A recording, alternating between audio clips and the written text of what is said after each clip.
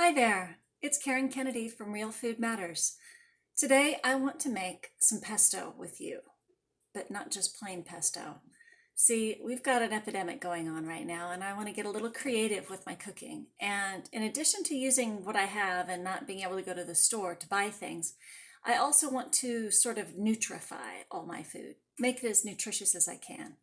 And one thing I'm going to do with this pesto that I think is really unique is now, pesto usually, well, a traditional pesto that we think of is usually has fresh basil, garlic, pine nuts, and Parmesan cheese with olive oil in it.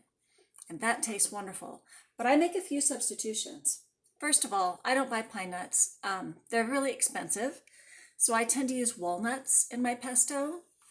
But today I'm going to use part walnuts and Brazil nuts, because Brazil nuts are a really rich source of selenium, and selenium is so good for your immune system, and some of us are really deficient in it. It's absent in the soils in some of our areas, so I think a selenium a day keeps the doctor away. So I'm going to use that. Also, I'm kind of out of fresh veggies. I don't have anything to make a salad, and I was just going to make some pesto and pasta, and I have some leftover roast beef. I did a rump roast last night. So I thought I'd make some pesto pasta with some leftover roast beef. But I have a little bit of kale left in my garden. And you could use almost any kinds of greens to do this. But I'm going to do about 50% basil or less. And I'm going to put a whole bunch of kale in the pesto. It's kind of a way of being sneaky with vegetables with your family, but I can get behind it. So let's do it. The first thing I'm going to add is garlic. And the reason that's first is that whenever you use a food processor, you can mince your garlic up in your food processor, but you can only get a really good mushing up of your garlic in there if you put it in first into a dry food processor. So I'm peeling my garlic, and I'm going to whiz that up.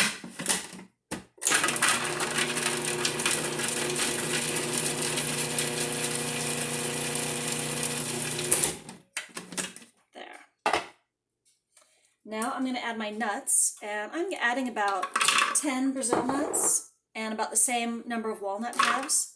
Because I'm going to make all this pesto, I'm going to put on a pound of pasta, and I'm going to eat the whole thing tonight. So easy!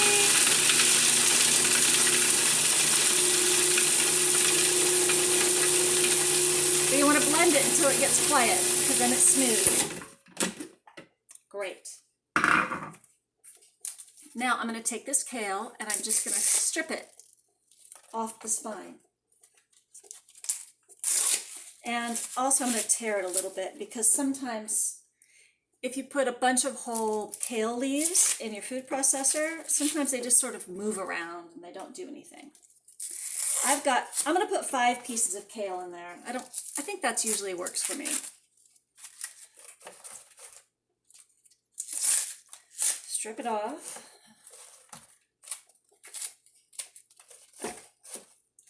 A little raw kale.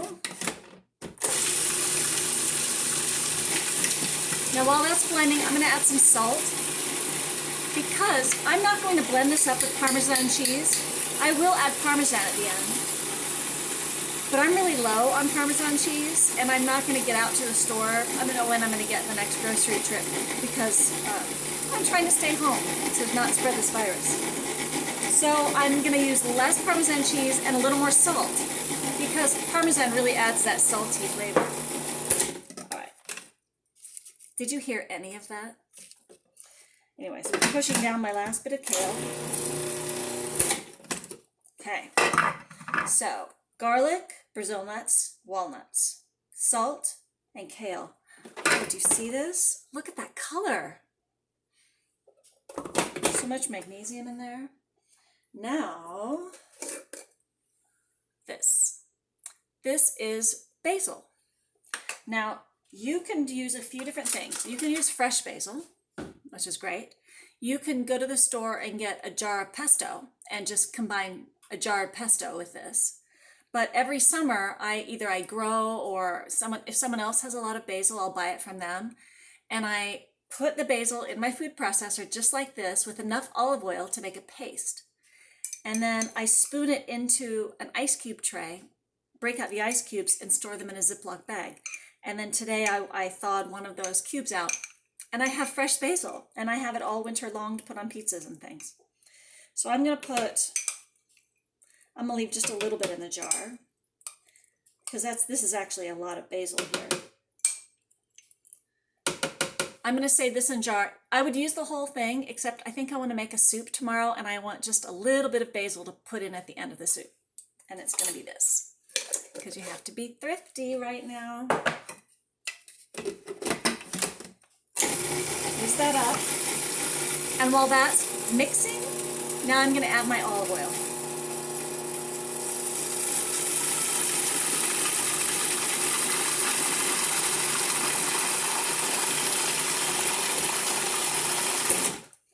I'll bet that was about a half a cup of olive oil. I just realized I'm out of spatulas from cooking.